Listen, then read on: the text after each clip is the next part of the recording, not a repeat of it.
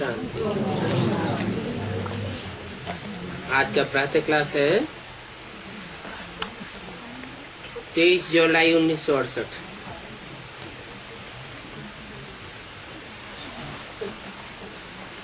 मीठे मीठे बच्चे कब सन्मुख होते हैं और कभी दूर चले जाते हैं।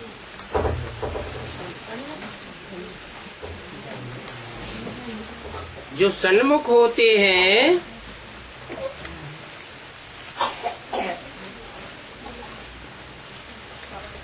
वो फिर वहीं रहते हैं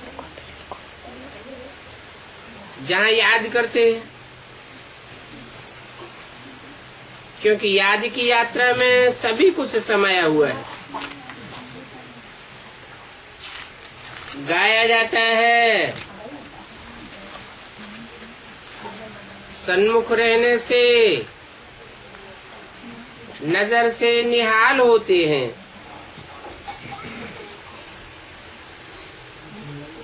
क्योंकि आत्मा की नजर जाती है ना परमपिता परमात्मा में।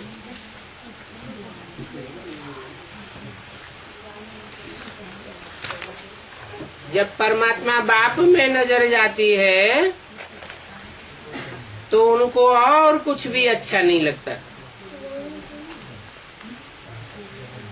उनकी याद से ही विकर्म विनाश होते हैं।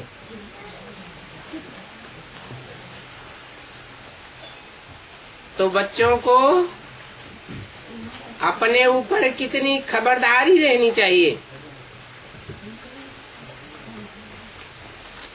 क्योंकि याद न करने से माया समझ जाती है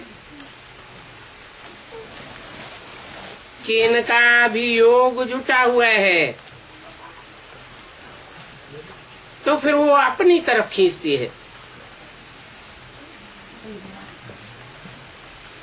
और जब अपनी तरफ खींचती है तो कुछ न कुछ उल्टा काम कराई देती है।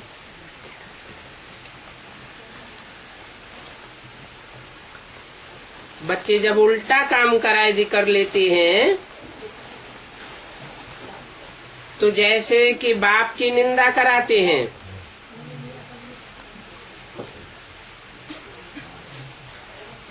भक्ति मार्ग में गाते हैं, बाबा मेरा तो एक दूसरा न कोई। तो इसके लिए भी बाप कहते हैं, बच्चे ये मंजिल बहुत ऊंची है। कौन सी? मेरा तो एक बाबा दूसरा न कोई।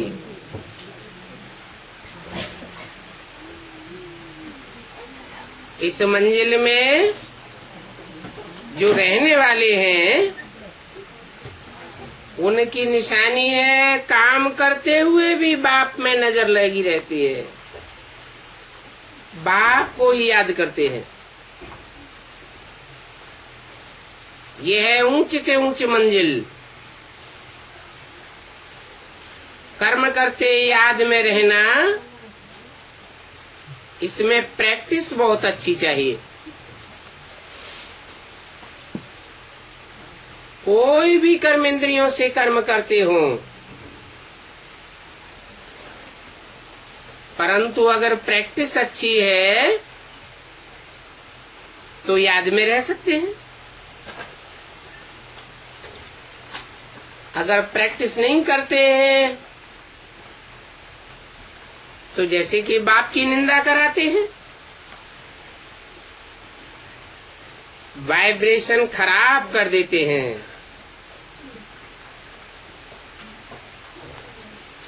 उल्टा काम करने लग जाते हैं। समझो, कोई क्रोध में आकर के आपस में लड़ते झगड़ते हैं तो ये भी निंदा कराई ना। इसमें बड़ी खबरदारी रखनी है। अपने गृहस्थ व्यवहार में रहते हुए बुद्धि एक बाप से लगाना है। व्यवहार में अनेकों के साथ आना पड़ता है, परंतु बुद्धि तो एक बाप में लगानी है ना। ऐसे भी नहीं है कि कोई संपूर्ण हो गया है, नहीं। कोशिश ऐसी करनी चाहिए कि हम ऐसे देही अभिमानी बने। देह अभिमान में आने से कुछ न कुछ उल्टा काम हो जाता है। गोया बाप की निंदा कराते हैं।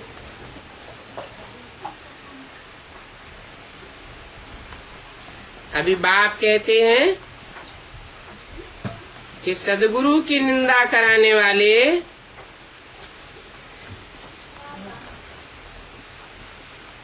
लक्ष्मी नारायण के पास ठौर नहीं पावेंगे।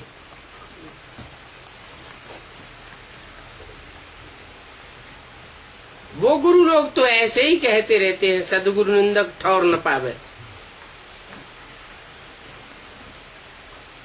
वो तो अपने ही घर गृहस्थ का ठौर छोड़ के भागते हैं, फिर औरों से भीख मांग करके ठौर बनाते हैं, मठपंथ बनाते हैं। उनके पास तो कोई ठौर नहीं है। ये बाप आकर के तो नई दुनिया का ठौर देते हैं।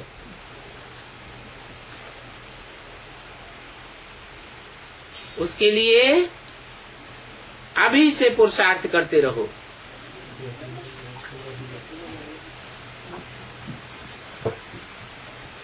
पुरुषार्थ करने से तुम बहुत शीतल बन जावेंगे। मन भी शीतल हो जाएगा, तन भी शीतल हो जाएगा, इंद्रियां भी शीतल हो जाएंगी। 5 विकारों की सभी बातें निकल जाएंगी।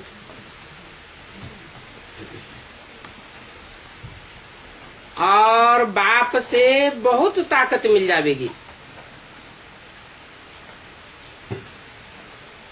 फिर कामकाज भी करना है। बाप ऐसे नहीं कहते हैं कि कर्मेंद्रियों से कर्म न करो।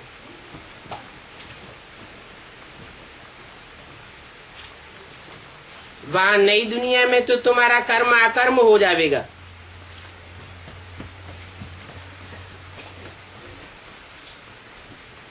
अभी कलयुग में जो तुम कर्म करते हो वो विकर्म बन जाते हैं।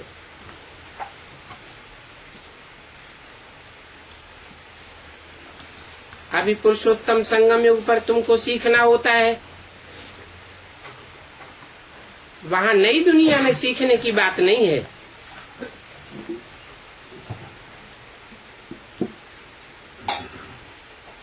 यहाँ का सीखा हुआ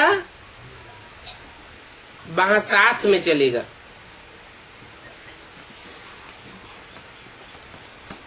बाप बच्चों को समझाते हैं बहिर्मुखता में रहना अच्छा नहीं है, इसलिए अंतर्मुखी भव। अंतर्मुखी का मतलब ये नहीं है कि मुख से बोलना ही बंद कर दो, नहीं।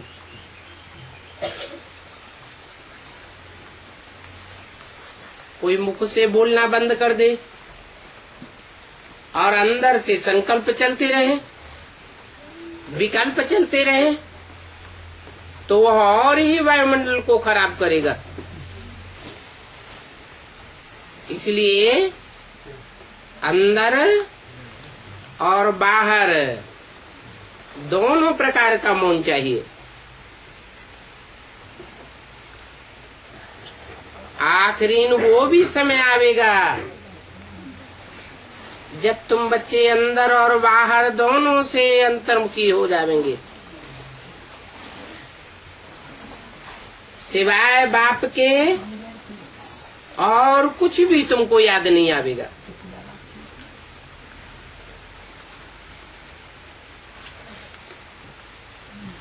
जब तुम परम धाम से आए थे तब भी ऐसे ही स्थिति में आए थे।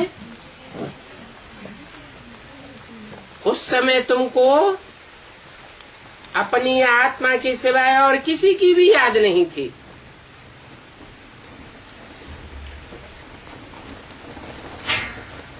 गर्भ से भी जब बच्चा बाहर निकलता है तो पता पड़ता है ये हमारा बाप है, ये हमारी माँ है, ये फलाना है। तो फिर अब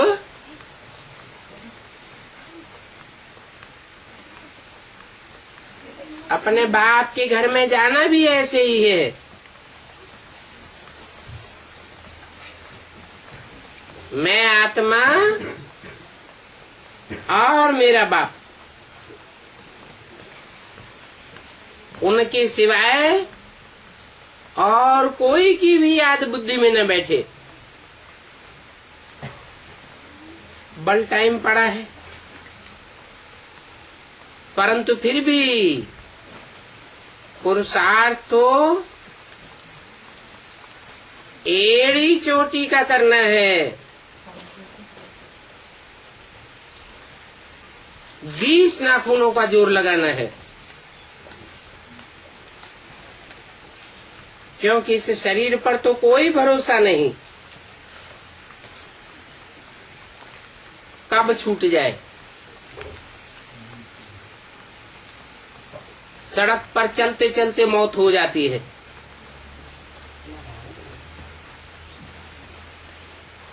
तो बच्चों को कोशिश करते रहना चाहिए, ऐसी कोशिश करें जो घर में भी बहुत शांति बनी रहे, कोई प्रकाश का कलेश न होने पावे।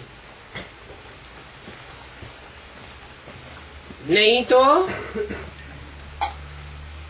घर मोहल्ले वाले सभी कहने लग पड़ेंगे कि इनमें कितनी अशांति है, और ये अपन को शांति के सागर के बच्चे कहते हैं।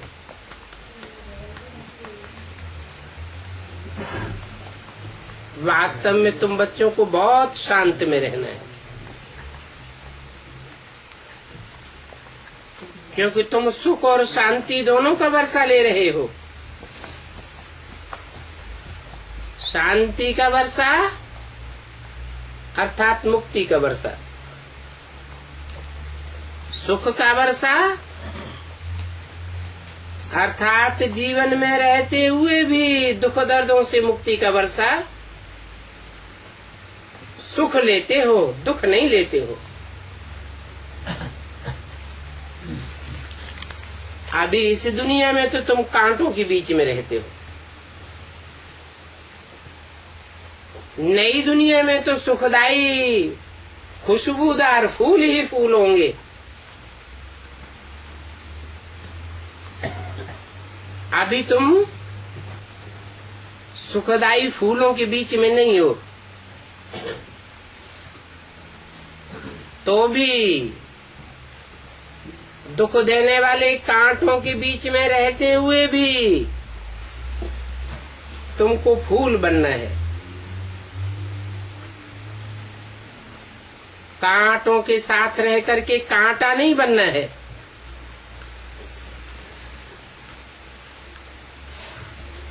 जितना तुम बाप को याद करेंगे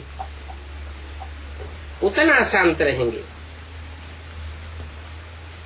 कोई कुछ भी उल्टा सुल्टा बोले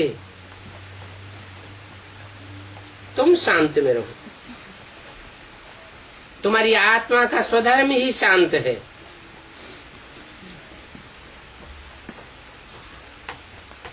आत्मा है ही शांत स्वरूप।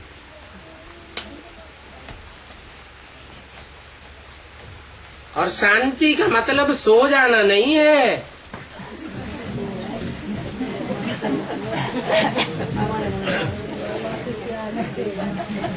आत्मा जब अपनी असली शांति स्वरूप में टिक जावेगी तो निद्राजीत बन जावेगी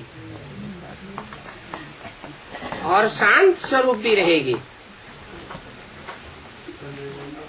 आत्मा है ही शांत स्वरूप।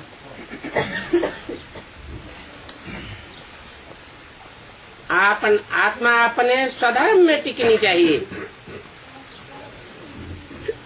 तुम जानते हो,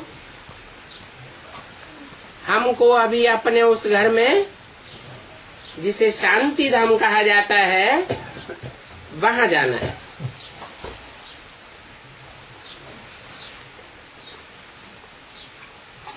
बाप भी शांति का सागर है, तुम्हारा घर भी शांति का घर है। शांति धाम कहते हो ना?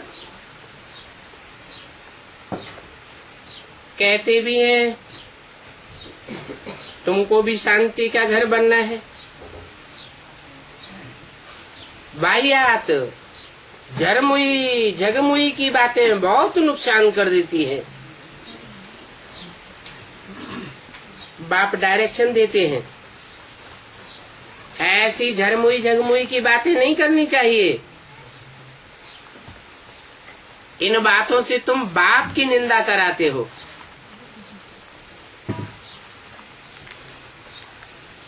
शांति में कोई प्रकार की निंदा व विकर्म होता ही नहीं है। बाप की याद में रहने से और ही विकर्म विनाश होते रहेंगे। अशांत न खुद होना चाहिए और न दूसरों को अशांत करना चाहिए। नहीं तो तमो प्रधान आत्मा खुद भी अशांत होती है और औरों को भी अशांत करती है।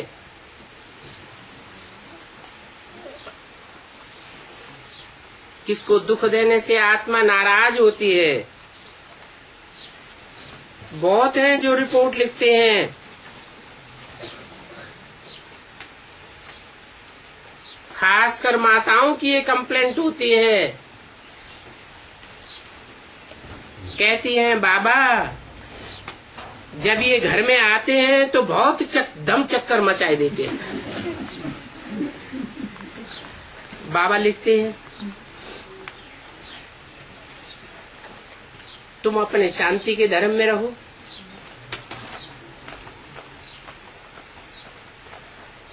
हातम ताई की कहानी भी है। उनको कहा मुख में मुलहरा डाल दो तो आवाज निकलेगा ही नहीं। तुम भी बाप की याद का मुलहरा मुख में डाले रहो, फिर वो भी ज्यादा बोल नहीं सकेंगे। तो तुम बच्चों को शांति में रहना है। मनुष्य शांति के लिए बहुत धक्के खाते रहते हैं। तुम बच्चे जानते हो हमारा बाबा मीठा शांति का सागर है।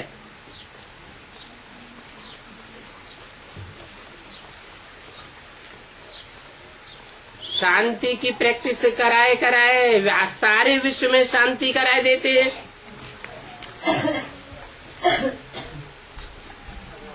फिर अपने भविष्य विश्व मर्तबे को भी याद करो।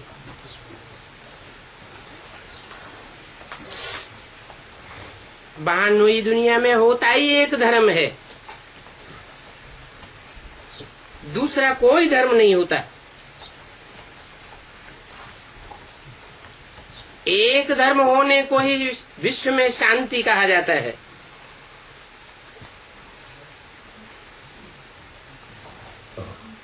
एक धर्म हेवन कहा जाता है।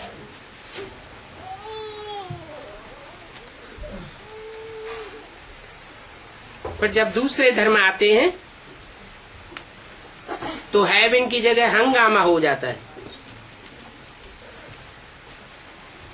अभी देखो दुनिया में कितनी अशांति है।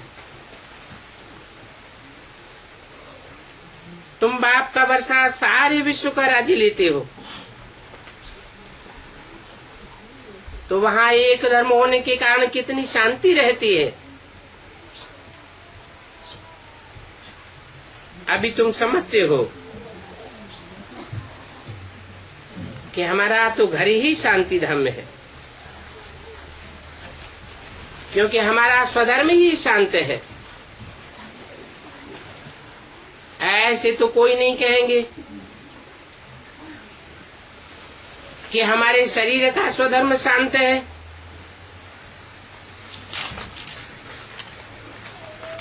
आत्मा अविनाशी है तो उसका स्वधर्म शांत है, शरीर तो विनाशी है।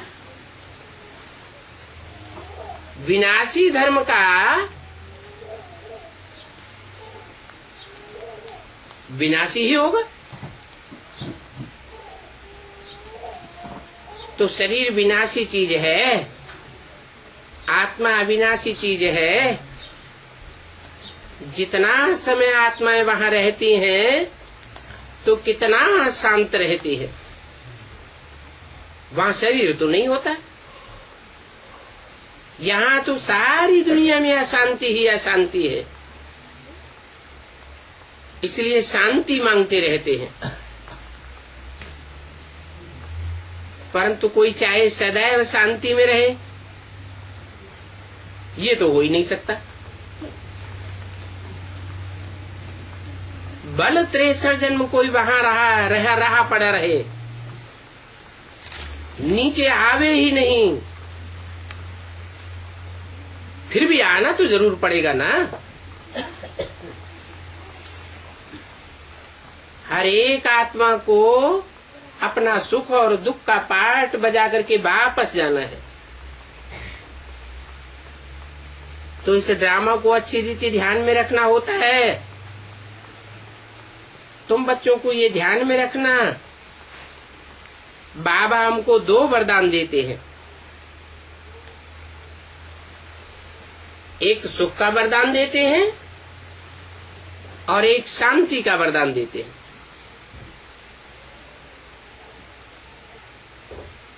जिनमें मैं प्रवेश करता हूं, इनकी आत्मा भी बैठ सुनती है। सबसे जास्ती इनके कान नजदीक सुनते हैं।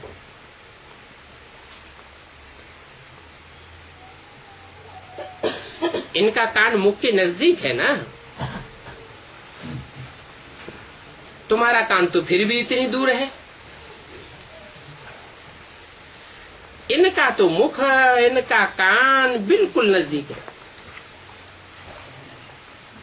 ये झट सुन लेते हैं। बाकी सुन तो लेते हैं, फिर भी इनके सुनने और समझने में अंतर पड़ जाता है। इनके ब्रह्मा और प्रजापिता के सुनने और समझने में अंतर पड़ जाता है। ब्रह्मा को बाबा बेबी कहते हैं। ब्रह्मा है बेबी बुद्धि, तो उतनी जल्दी समझ नहीं सकता है। सुनते तो हैं लेकिन समझ नहीं सकते।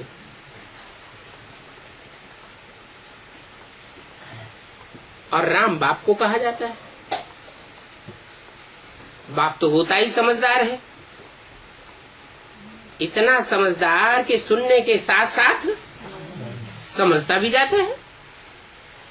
बाकी दोनों के कान झट सुनते हैं। तुम्हारे कान इतनी जल्दी सुनते भी नहीं। 70 साल हो गए सुनते सुनते, अभी तक सुनते ही नहीं। समझने की बात तो और भी दूर हो जाती है।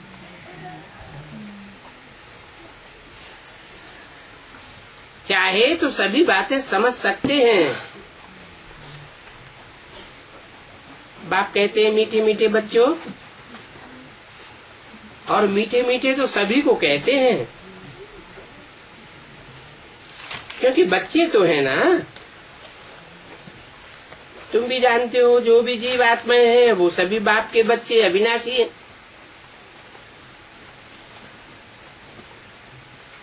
शरीर तो बच्चे नहीं है, शरीर तो लौकिक बाप का बच्चा होता है, पारलौकिक बाप तो है ही आत्मा। और सदैव आत्मा है, उसके बच्चे भी आत्मा ही हैं। बाप अविनाशी तो बच्चे भी अविनाशी हैं। तो बाप अपने बच्चों से ही वार्तालाप करते हैं। कौन से बच्चों से? है जो अविनाशी बच्चे हैं। अविनाशी का मतलब पूरे 84 का चक्र लगाने वाले हैं। जो आत्माएं कम चक्कर लगाती हैं, कम जन्म लेती हैं, उनके लिए कहेंगे कुछ न कुछ देहाभिमानी बने रह जाते। और तुम तो पूरे आत्माभिमानी बन करके वापस जाते हो। तो बाप अपने बच्चों से वार्तालाप करते हैं, माना आत्मिक स्थिति में रहने वाले बच्चों से वार्तालाप करते हैं। देहभान में रहने वाले बच्चों से वार्तालाप नहीं करते हैं। इसको कहा जाता है रूहानी नॉलेज। ये रूहानी नॉलेज रूह की स्टेज में स्थित रहने वाले बच्चों के पल्ले पड़ती है। और सुप्रीम रूह बैठ तुम रूहों को ही समझाते हैं। रूहानी बाप का प्यार रूहों के प्रति है। जो भी है वो सभी बच्चे रूह हैं। बल अभी तमो प्रधान बन गए हैं। फिर भी बाप तो जानते हैं, जब ये घर में थे, परमधाम में थे, तब तो सतो प्रधान थे। अभी तमो प्रधान बन गए हैं। तो बाप तो सभी बच्चों को रास्ता बतलाते रहते हैं, चाहे तमो प्रधान बन गए हैं और चाहे पुरुषार्थ करके सात्विक स्टेज में आए हैं। बाकी वरदान देने की बात नहीं है, रास्ता बताने की बात है। ऐसे नहीं कहते हैं कि धनवान भव, धन धान्य से भरपूर हो जाओ, क्योंकि जानते हैं दुनिया का विनाश होने वाला है, तो धन धान्य सब खलास होने वाला है या रहेगा? वो तो सब खलास हो जाएगा। ऐसे भी नहीं कहते कि आयुष्मान भव। क्यों? क्योंकि जानते हैं कि कुछ ही वर्षों में सारी दुनिया की आयु खलास हो जाएगी। तो आयुष्मान भव का भी वरदान नहीं देते हैं। सतयुग में तुम थे, आयुष्मान भी थे, धनवान भी थे, परंतु बाबा अभी आशीर्वाद नहीं देते। ये आशीर्वाद तो गुरु लोग देते रहते हैं, आयुष्मान भव, धनवान भव। बाप तो बतलाए देते हैं ये दुनिया भस्म होने वाली है, इसमें किसी का धन नहीं रह जाएगा। ये तुम्हारा आखिरी जन्म है, सबकी आयु खलास होने वाली है। तो बाबा से कभी कृपा अथवा आशीर्वाद नहीं मांगना है।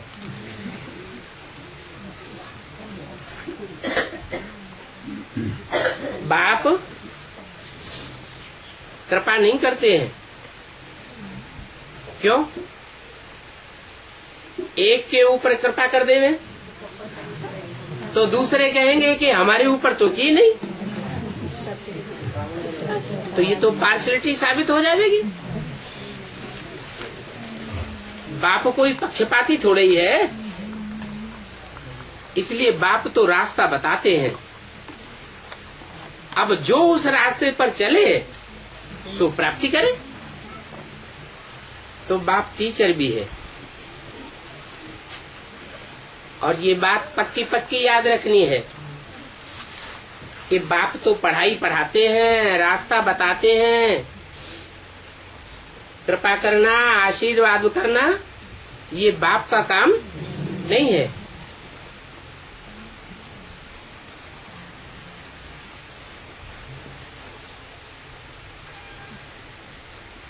तो वो शिव बाबा हमारा बाप भी है, टीचर भी है और ज्ञान का सागर भी है। बाप ही बैठ करके अपना और रचना के आदि मध्य अंत का राज सुनाते हैं, जिससे तुम चक्रवर्ती राजा बन जाते हो। ये सारा ही चक्कर ऑलराउंड है, बाप समझाते हैं। इस समय ये सारी दुनिया रावण राज्य में है।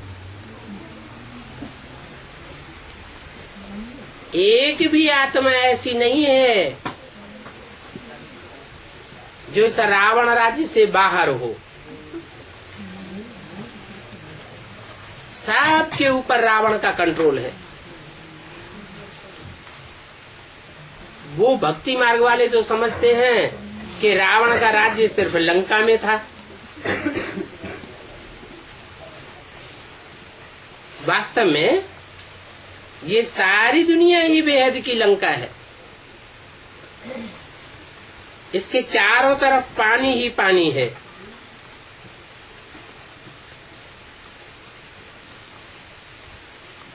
बाप आते हैं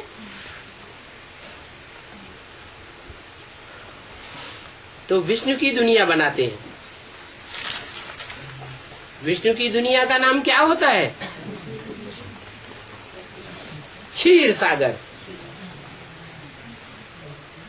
वहां दूध और दूध की नदियां बहेंगी। अब ये सारी दुनिया राम की बनेगी। अभी तो रावण राज्य है।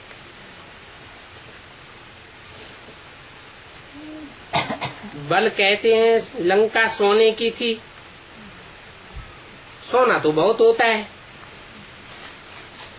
एक मिसाल भी बताते हैं। ध्यान में गया, वहां सोने की ईंटें देखी। जैसे यहाँ मिट्टी की ईंटें देखते हैं, वहां सोने की ईंटें होंगी। तो ख्याल किया जाता है कि वहां से हम सोना ले आवे। जैसे कि नाटक बैठ बनाते हैं। अब ये भारत तो नामी ग्रामी है, क्योंकि और खंडों में इतना सोना हीरे जवाहरात नहीं होते हैं जितना भारत में होता है। भारत की भारी महिमा है। फिर भी बाप कहते हैं मैं सिर्फ भारतवासियों की ही सदगति नहीं करता हूँ, खास भारतवासियों की और आम सारी दुनिया की सदगति करता हूँ। सभी को वापस ले जाता हूँ। तो बाप अभी आए हैं गाइडेंस करने के लिए। तीर्थों में जाते हैं, वहां गाइड होते हैं ना, वो तो है हद के गाइड। ये बाप तो बेहद का गाइड है। कहते हैं चलो बच्चे अभी घर चलो, बेहद के घर में जाना है। तो बेहद के घर का रास्ता कोई जानता नहीं है।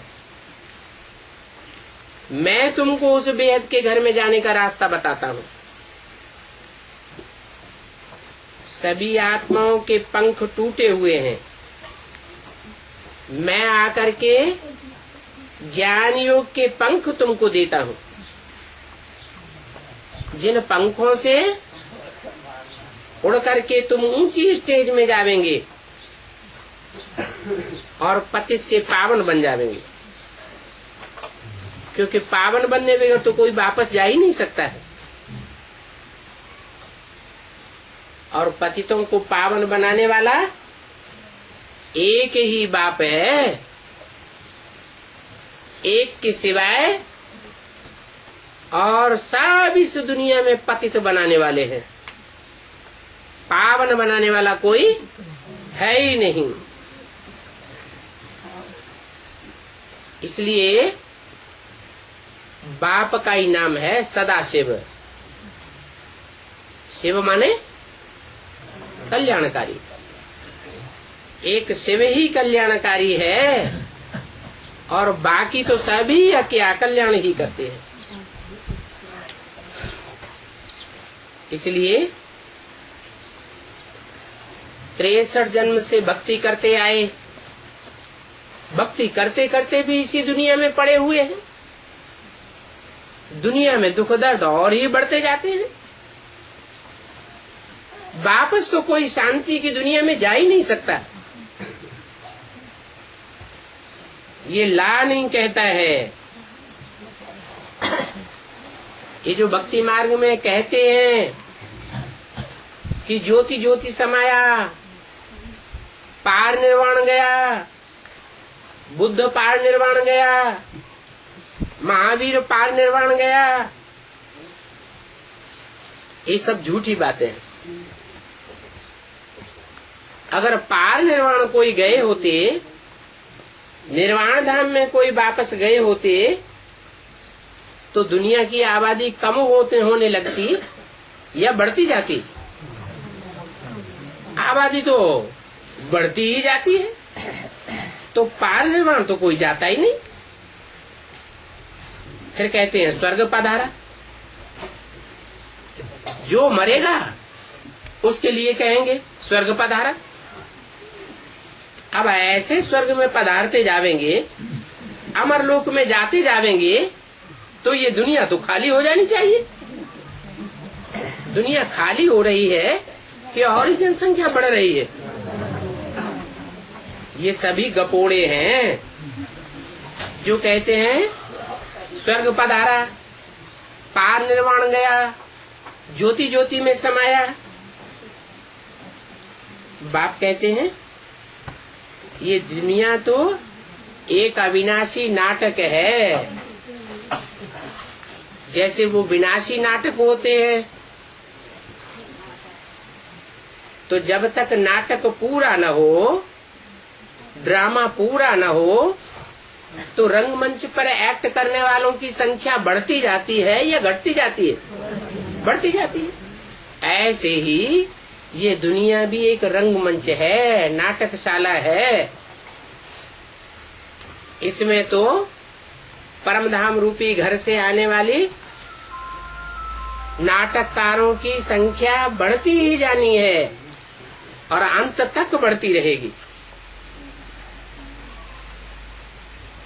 ये अविनाशी ड्रामा है, इसका अंत कभी नहीं होता है। बाप समझाते हैं, कल तुम हमारे पास आए थे, राजयोग पढ़ रहे थे,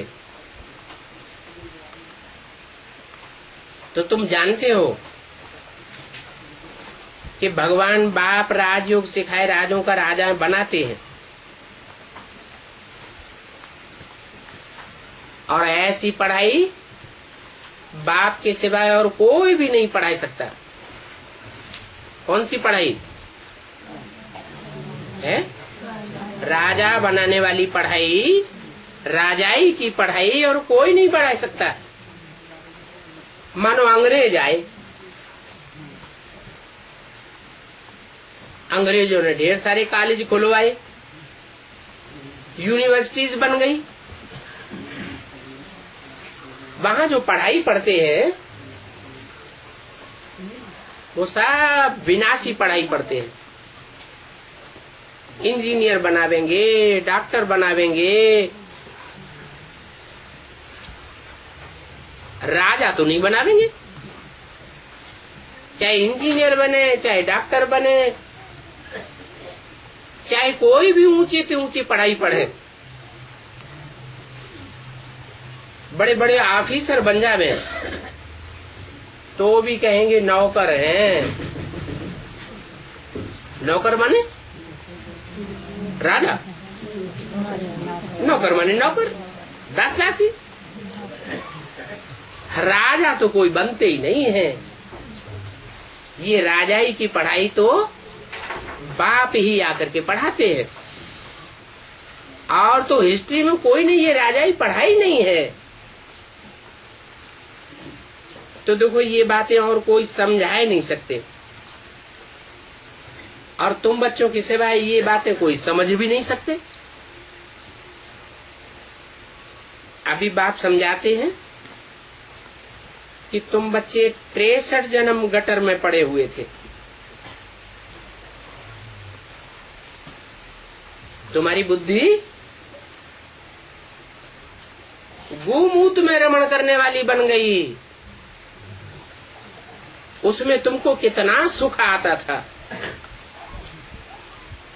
बाहर निकलने की दिल ही नहीं होती है। घड़ी घड़ी वो गटर ही याद आता रहता है। देखने से ही कहते अभी फिर उस गटर में जाऊं। नहीं देखते हैं तो भी बुद्धि उसी गटर में जाती है। 63 जन्म की आदत पड़ गई है ना। बाप कहते हैं ज्यों ज्यों समय इस दुनिया का बीतता जाएगा, क्यों क्यों माया और ही जोर से उस गटर की याद दिलाती जाएगी।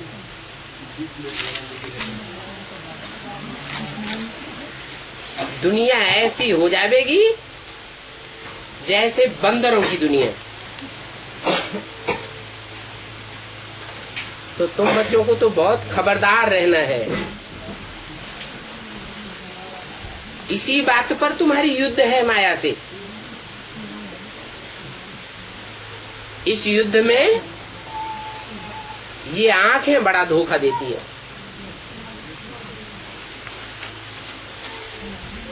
देखने से ही एकदम रफू चक्कर हो जाते हैं। तो इन आंखों को कब्जे में रखना है। देखा गया है कि भाई बहन के संबंध में भी दृष्टि ठीक नहीं रहती है। तो अभी बच्चों को समझाया जाता है कि अपन को आत्मा आत्मा भाई भाई समझो। ये सभी कहते तो हैं कि हम आत्मा आत्मा भाई भाई है। ये तो कहने की बात हुई, परंतु अंदर से ऐसा अनुभव करते हैं क्या? समझते हैं क्या? अनुभव तो नहीं करते। तो जैसे कि मेढक हो गए, मेढक फालतू ही ट्रा ट्रा करता रहता है। ऐसे ही बाप को 70 साल पढ़ाते पढ़ाते हो गए, अभी भी गीत गाते रहते हैं। हम हैं आत्मा, तुम हो आत्मा, आपस में भाई भाई।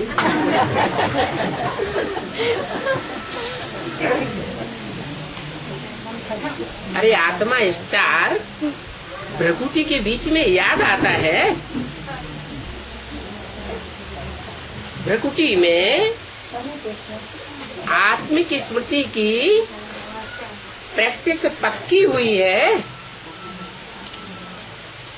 अगर पक्की हुई है तो कहेंगे कि समझ है। नहीं तो बहुत ऐसे बोलते रहते हैं कि आत्मा को कैसे याद करें।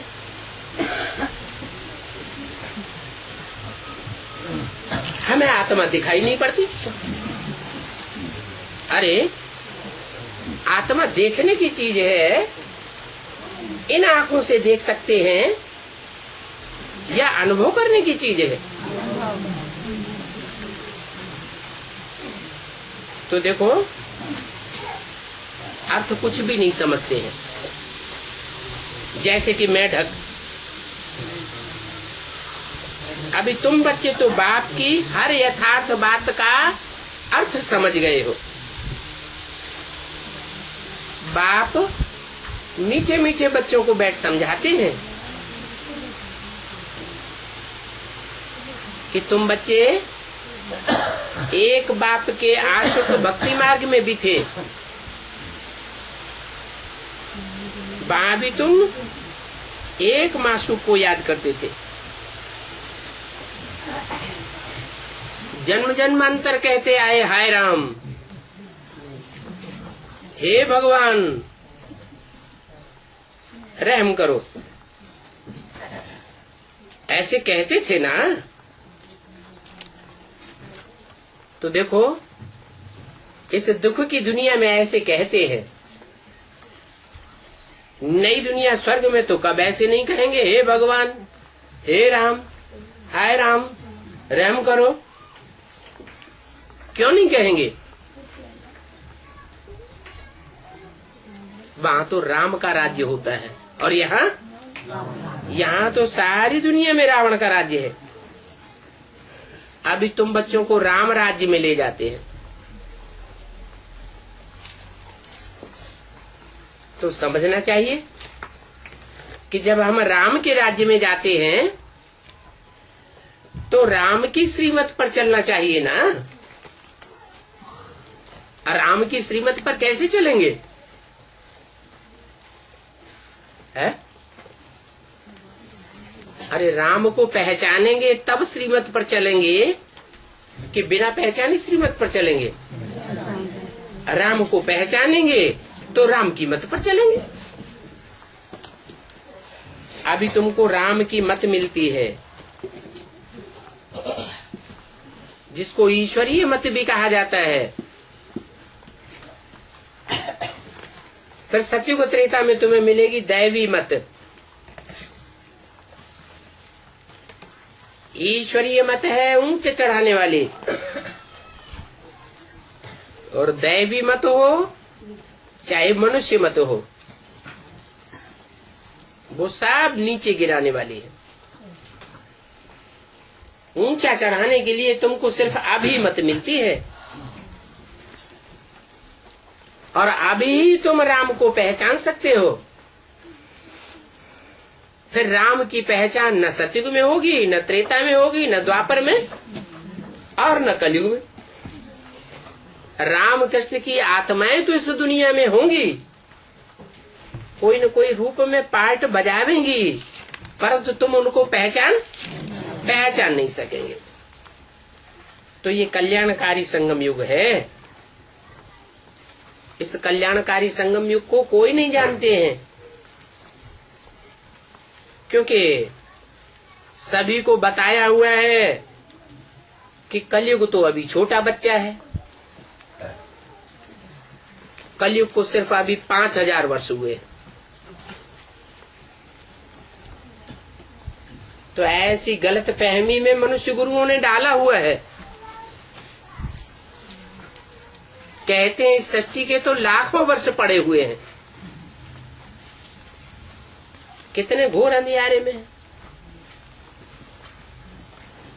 दुनिया में बारूद का ढेर लगा पड़ा है। हजारों हजार तादाद में एटम बम बन चुके हैं। दुनिया बारूद के ढेर पर खड़ी हुई है, और उन मनुष्य गुरुओं ने तुमको सुलाई दिया क्या कहकर कि दुनिया तो लाखों वर्ष है। बाप कहते हैं ये सभी शास्त्रों की बातें हैं, घोर अंधियारा। ये शास्त्रों का भूसा मनुष्य गुरुओं की मत पर निकला है। बाप आकर के ज्ञान का सोझरा करते हैं। भक्ति मार्ग में भगवान को पाने के लिए बहुत धक्के खाते हैं।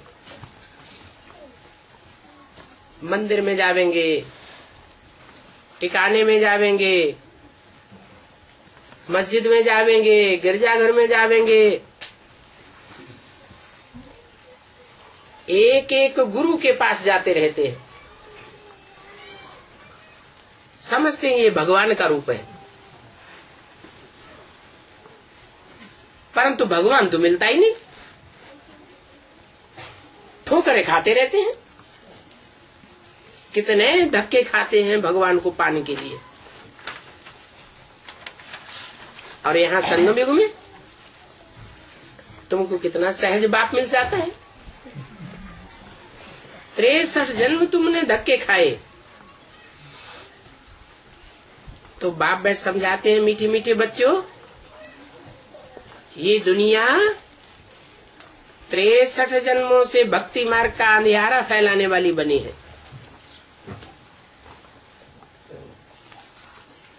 अभी मैं तुमको ज्ञान के सोजरे में ले जाता हूँ। 63 जन्म तुम्हें भगवान नहीं मिला, भगवान का परिचय नहीं मिला, भगवान का साथ नहीं मिला। अभी मैं तुम्हें अपना और अपनी रचना का, सृष्टि के आदि मध्य अंत का पूरा परिचय देता हूँ।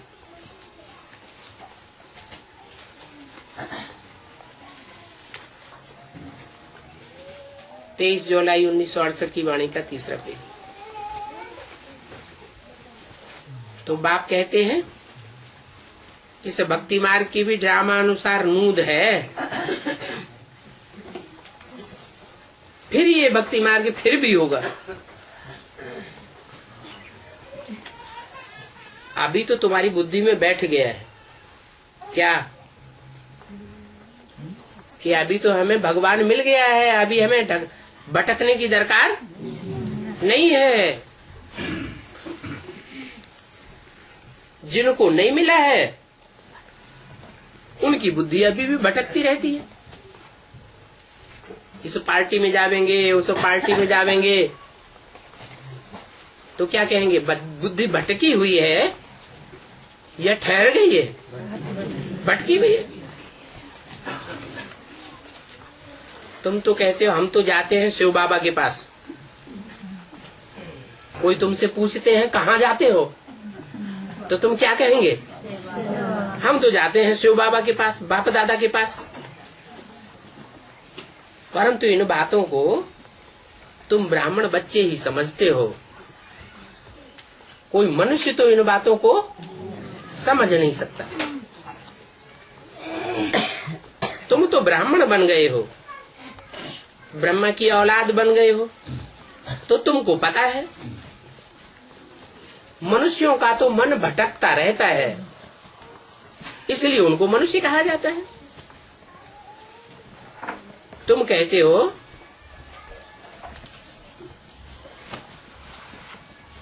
कि मनुष्य इन बातों को नहीं समझ सकते। समझने के लिए ब्रह्मा की औलाद बनना पड़े। तुम्हारे में भी कोई कोई है जिनको पूरा नहीं निश्चय नहीं बैठता है,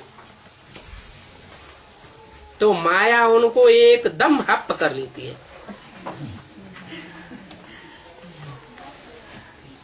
इसके लिए शास्त्रों में कहानी बनाई हुई है। माया ग्राह ने गज को अर्थात हाथी रूपी महारथी को पकड़ लिया, हप कर लिया।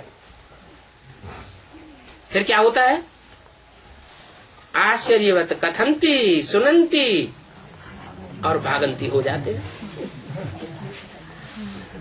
भगवान का ज्ञान सुनते हैं दूसरों को कथंती कहते हैं, सुनते भी हैं, सुनंती कथंती, और फिर आश्चर्यवत भागंती हो जाते हैं।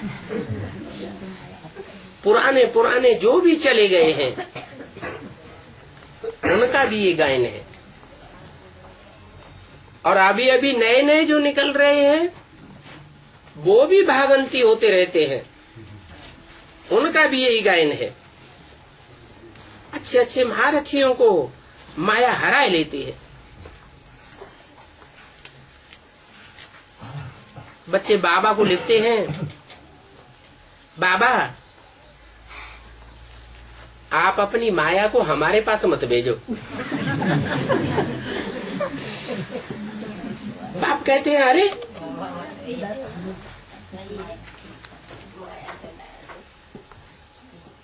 हम माया को बेटी कहता हूं, परंतु ये तो माया भी बेटी है क्या? मना जो असली बेटी होगी उसके चरित्र में, और जो मायावी बेटी होगी उसके चरित्र में फर्क होगा या नहीं होगा? बहुत फर्क होता है। तो बाप कहते हैं ये मेरी बेटी नहीं है, ये मेरी थोड़ा ही है। माया किसकी है? माया तो रावण की है, माया मेरी मेरी नहीं है।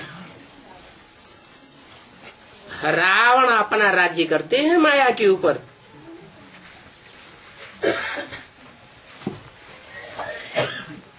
और माया बेटी की एक भुजा नहीं है क्या? हजारों हजार भुजाएं हैं। कभी कोई भुजा से काम करती है, कभी कोई भुजा से काम करती है। इन माया बेटियों के ऊपर रावण का राज्य चलता है। अभी हम तो अपना राज्य स्थापन कर रहा हूं। हमारे राज्य का नाम क्या है? राम राज्य।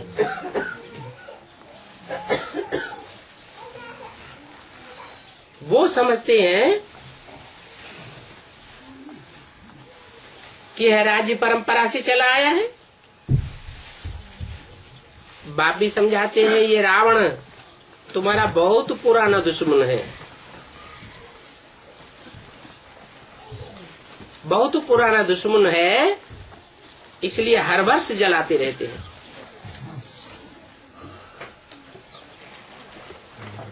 बहुत वहां जाते हैं रामलीला देखने के लिए, जहां रावण को जलाते हैं। मैसूर में तो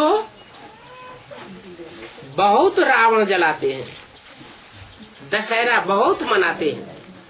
कहाँ? क्यों? मैसूर में क्यों? सूर माना सूर्य। मैसूर में बहुत दशहरा मनाते हैं।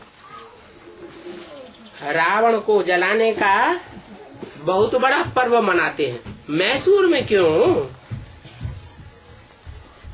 भारत में और भी तो बहुत शहर हैं, उनका नाम क्यों नहीं लिया? हैं?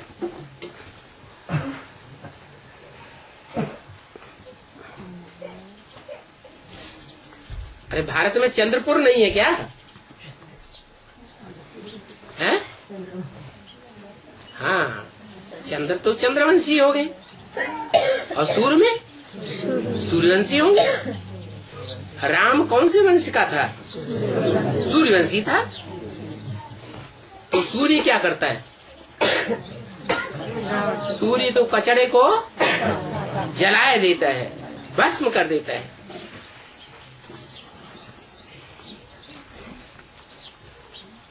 तो बहुत वहां जाते हैं रावण को जलाने के लिए। समझ कुछ भी नहीं है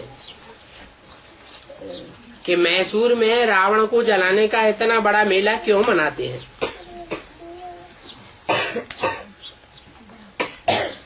फिर रामलीला में दिखाते हैं कि राम ने इतनी बड़ी बंदरों की सेना ली।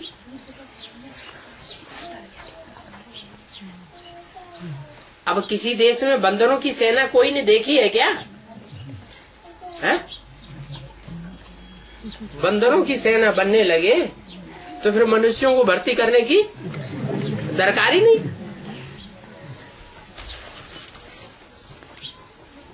अभी तो बाप ने तुम्हारी सेना का नाम दिया है शिव शक्ति सेना।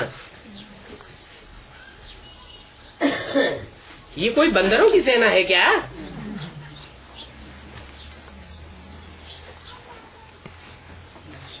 उन्होंने फिर सेना का नाम डाल दिया है बंदरों की सेना। तो भक्ति मार्ग में शास्त्रों में बंदरों की सेना नाम क्यों डाल दिया? बाबा तो शिव शक्ति सेना कहते हैं, है? माने बाबा झूठ बोलते हैं। बाबा ने शिव शक्ति सेना कहा, ये झूठ हो गया। और उन शास्त्रकारों ने बंदरों की सेना लिख दिया, ये सच्ची बात हो गई है? नहीं तो सच्चाई क्या है? सच्चाई ये है कि बाप तो अच्छा ही अच्छा कह करके अच्छा बनाए देते हैं। क्या बाप ये नहीं कह देखते कि ये भिखारी है, ये बंदर है। बाप तो भविष्य का रूप देखते हैं। इसलिए कहते हैं तुम हो शिव शक्ति सेना। बाप की नजर तुमको ऊंची नजर से देखती है या नीची नजर से देखती है? ऊंची नजर से देखती है। और वो गुरु लोग नीची नजर से देखते हैं एक दूसरे को। इसलिए उन्होंने राम की बंदर सेना दिखाई दी। बाप समझाते हैं बरोबर तुम बंदर थे, अभी तुम बंदर से मंदिर लायक बन रहे हो। अभी तुम शिव बाबा से शक्ति ले रहे हो ना, तो शिव शक्ति सेना हो। रावण पर जीत पाने के लिए तुम शक्ति लेते हो। और ये भी जानते हो कि बाप ही आकर के राजयोग सिखाते हैं। इस पर अनेक प्रकार की कथाएं बना दी हैं। अमर कथा, तीजरी की कथा, सत्यनारायण की कथा, कितनी कथाएं बनाई हुई है। अभी तुम तो जानते हो कि बाबा अमर बनने की कथा हमको सुनाए रहे हैं। इसलिए बाबा कहते हैं तुम सब पार्वतियां हो। उन्होंने तो लिख दिया है, एक पार्वती को कथा सुनाई, बाकी कोई पहाड़ों पर कथा नहीं सुनाई।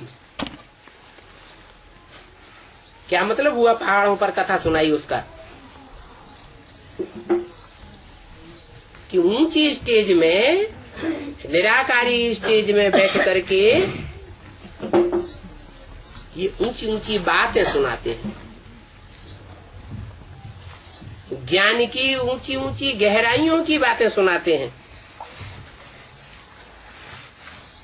बाकी ऐसे भी नहीं है कि शंकर ने पार्वती को कथा सुनाई। नहीं, कथा कौन सुनाते हैं सच्चाई की? है शिव बाबा सुनाते हैं।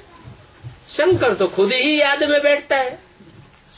तो जो याद में बैठता है वो पतित है या पावन है? वो तो खुद ही पतित है। नहीं तो पावन को याद करने की क्या दरकार? अच्छा, ओम शांति।